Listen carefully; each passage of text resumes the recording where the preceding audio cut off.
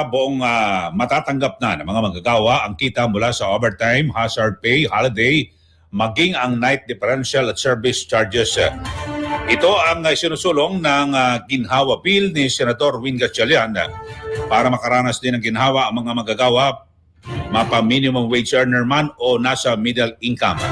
Katwiran ni Gatchalian, sa hirap ng buhay ngayon, nais niyang mapagaan ang buhay ng mga low at middle income earners sa pamamagitan ng naturang panukala.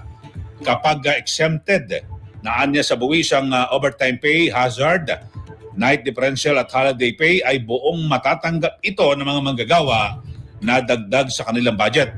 Sa pamamagitan nito, tataas ang iuwing sahod ng mga manggagawa na walang karagdagang pasanin ang mga employer.